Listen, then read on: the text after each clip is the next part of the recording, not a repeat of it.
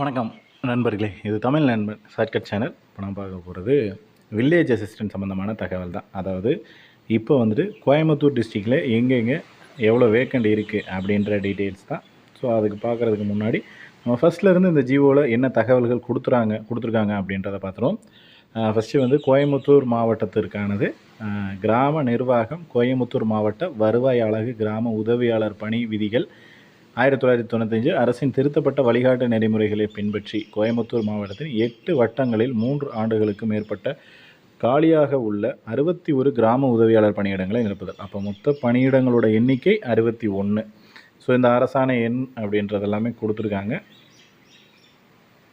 பார்வையில் காணும் அரசாணைகள் மற்றும் கடிதங்களின் மீது தங்களின் கவனத்தை உடனடியாக ஈர்க்க விளைகிறேன் அப்படின்னு சொல்லிட்டு சென்னை வருவாய் நிர்வாக கிராம ஆணையராக கடிதம் எண் JLR விதி அந்த டேட் எல்லாமே மென்ஷன் பண்ணியிருக்காங்க. அன்ற தேதியில் மாவட்ட வாரியாக 3 ஆண்டுகளுக்கு மேல் காலியாக உள்ள கிராம உதவியாளர் பணியிடங்களின் விவரம் குறித்த அறிக்கை கோருதலின் பேரில் 3 ஆண்டுகளுக்கு மேல் காலியாக உள்ள உதவியாளர் பணியிட விவரங்கள் அனுப்பும் பட்சத்தில் கோயம்புத்தூர் மாவட்டத்தில் 61 காலி பணியிடங்கள் நிரப்பப்பட பார்வை 5இல் காணும் அரசாணை பின்பற்றப்பட்டுள்ளது. மேற்காணும் அரசாணையில் தெரிவிக்கப்பட்டுள்ளவாறு கிராம உதவியாளர் பணியிடங்களை நிரப்ப பார்வை 8இல் காணும் வருவாய் நிர்வாக ஆணையராக கடிதத்தில் தெரிவிக்கப்பட்டுள்ளது. இதன் பேரில் இம்மாவட்ட வருவாய் அலகில் 30/9/2022 அன்றைய நிலவரப்படி 61 உதவியாளர் பணியிடங்கள் காலியாக உள்ளது. வட்ட வாரியாக காலியாக உள்ள கிராம உதவியாளர் பணியிடங்கள் விவரம் பின்வருமாறு அப்படின்னு போட்டிருக்காங்க. சூலூரில் ஒரு இடமா கொடுத்துருக்காங்க பாருங்கள். இதெல்லாம் வில்லேஜ் மேலே கொடுத்துருக்கிறது. இது வந்து ஃபஸ்ட்டு வந்து பார்த்தீங்க அப்படின்னா வட்டம், அடுத்து கிராமத்தோட பெயர். வட்ட வாரியாக 2022 படி காலியாக உள்ள எண்ணிக்கை. சூலூரில் 11, அடுத்து அன்னூரில் 7. இதில் எந்தெந்த கிராமம் அப்படிங்கிறத பார்த்துங்க. அடுத்து வந்து பார்த்தீங்க அப்படின்னா பொள்ளாச்சியில் 21. அப்போ 21 கிராமம் வரும். ஸோ உங்கள் கிராமம் இருக்கா அப்படின்றதையும் செக் பண்ணிங்க. அடுத்து கிணத்துக்கடவில் 4 வேக்கண்ட், மேட்டுப்பாளையமில் 5 வேக்கண்ட், பேரூரில் 2 காலி பணியிடம், கோயம்புத்தூர் வடக்கில் 6, ஆனைமலையில் 5. ஸோ மொத்த காலி பணியிடங்களோட எண்ணிக்கை 61 2022 ஆண்டின்படி. ஸோ மொத்தமாக பார்த்தீங்க அப்படின்னா 61 பணியிடங்கள் ஒரு கிராமமாக வந்து பிரித்து கொடுத்துருக்காங்க. ஸோ மேக்ஸிமம் உங்களுடைய கிராமத்தில் இருக்கா வேக்கண்ட் அப்படின்றத பார்த்துங்க. அப்படி கிராமத்தில் இல்லைனாலும் வட்டம் வாரியாக நீங்கள் வந்து அப்ளை பண்ண முடியும். பார்வை 4இல் காணும் அரசாணையில் கிராம உதவியாளர் பணியிடங்களை நிரப்புவதற்கான வழிகாட்டும் நெறிமுறைகள் வழங்கப்பட்டு தற்போது தமிழ்நாடு கிராம உதவியாளர் பணிக்கான சிறப்பு விதிகள் விதி 6 மற்றும் விதி 11க்கு பார்வை 6இல் காணும் அரசாணையில் கிராம உதவியாளர் பணி நியமனத்திற்கு தமிழ்நாடு அரசு தேர்வுகள் இடைநிலை பள்ளி இறுதி வகுப்பு சான்றிதழ் தேர்வில் தமிழ் ஒரு பாடமாக கொண்டு தேர்வு எழுதப்பட்டிருக்க வேண்டும் என திருத்தங்கள் வெளியிடப்பட்டுள்ளது. இத்தேர்வில் பார்வை 7இல் காணும் அரசாணையில் கிராம உதவியாளர் பணியிடத்திற்காக தேர்வு முறை மற்றும் மதிப்பெண்கள் வழங்குதல் தொடர்பான கீழ்கண்ட வழிமுறைகள் பின்பற்றப்பட வேண்டும். அதாவது தகுதின்னு பார்த்தீங்கன்னா கல்வி தகுதி தான். SSLC மதிப்பெண் பட்டியல் கட்டாயம் சமர்ப்பிக்க வேண்டும், தமிழில் ஒரு பாடமாக இருந்து.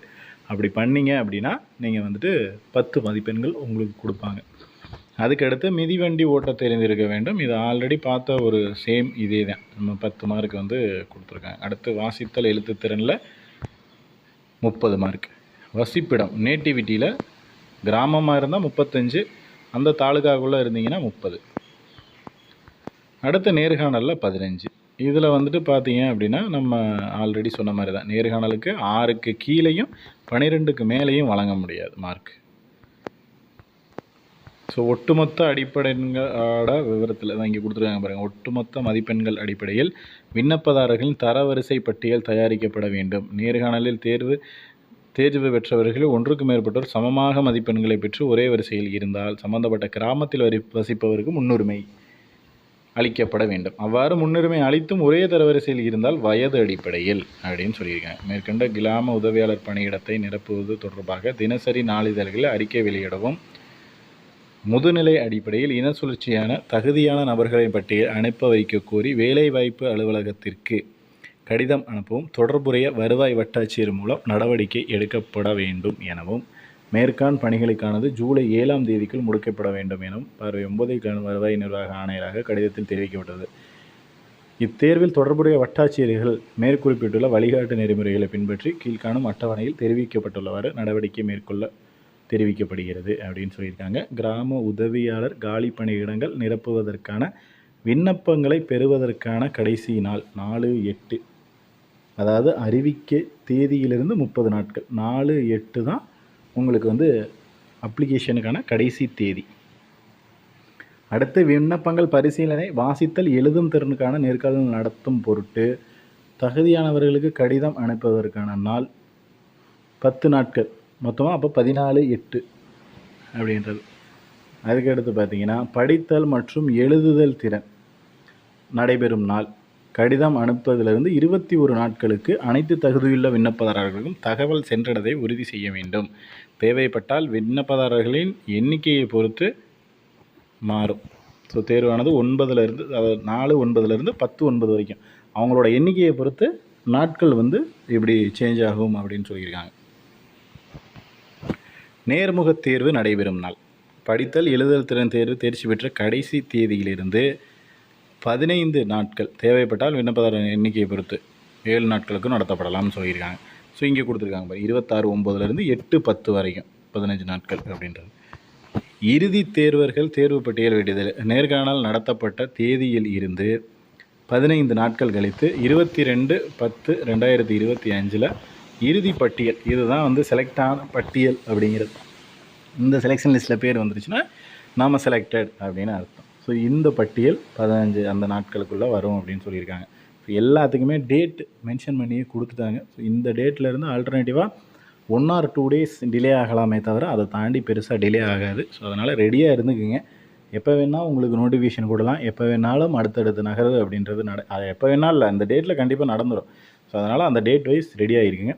மேற்கூறிய வழிமுறைகளிலிருந்து விதிமீறல்கள் ஏற்படும் நிலையில் நடைமுறையை மீறிய அனைத்து அலுவலர்கள் மீதும் தகுதி வாய்ந்த உயர் அலுவலர்களால் துறை ஒழுங்கு நடவடிக்கை எடுக்கப்பட வேண்டும் எனவும் பார்வை 7இல் காணும் அரசாணை தெரிவிக்கப்பட்டுள்ளது. இத்தேர்வில் கோயம்புத்தூர் மாவட்ட வருவாய் அளவில் 3 ஆண்டுகளுக்கு மேற்பட்ட காலியாக உள்ள 61 பணியிடங்களை நிரப்ப தெரிவித்து பார்வையில் உள்ள அரசாணையில் தெரிவிக்கப்பட்ட நெறிமுறைகள் பின்பற்றி மேற்கண்ட பணியிடங்களை நிரப்பும் பொருட்டு தினசரி நாளிதழ் செய்தி வெளியிடவும் முதுநிலை அதை எல்லாமே பண்ணணும் அப்படின்னு சொல்லியிருக்காங்க. வட்டாட்சியர்களை கேட்டுக்கொள்ளப்படுகிறது. மேற்படி பணி நியமனம் தொடர்பாக வட்ட அலுவலகங்களில் மேற்கொள்ளப்படும் நடவடிக்கைகளை கண்காணித்து காலி பணியிடங்களை நிரப்பும் பணியானது முடிக்கப்படும் வரையில் பணி முன்னேற்றம் குறித்த அறிக்கையினை மாவட்ட ஆட்சியர் அவர்களுக்கு அது துறை ரீதியான ஒரு தகவல். ஸோ இது எல்லாமே கொடுத்துருக்காங்க, பார்த்துக்கிங்க. கூடிய விரைவிலேயே நோட்டிஃபிகேஷன் அப்படின்றது வந்துடும். ரெடி ஆகிக்கிங்க. வந்துருச்சு அப்படின்னா உங்களுக்கான டைம் அப்படின்றது இருக்காது அப்படின்றதையும் தெரிஞ்சுக்கிங்க. நம்மக்கிட்ட ஸ்டடி மெட்டீரியல் அவைலபிளாக இருக்குது. தேவைப்படுற நபர்கள் கீழே தெரிகிற காண்டாக்ட் நம்பருக்கு கால் பண்ணிவிட்டு அமௌண்ட் பே பண்ணிவிட்டு மெட்டீரியல்ஸ் அப்படின்றத வாங்கிக்கலாம். இதில் ஏதாவது சந்தேகம்னா கீழே கமெண்ட் பண்ணுங்கள். நெக்ஸ்ட் அடுத்த வீடியோவில் பார்க்கலாம். தேங்க்யூ.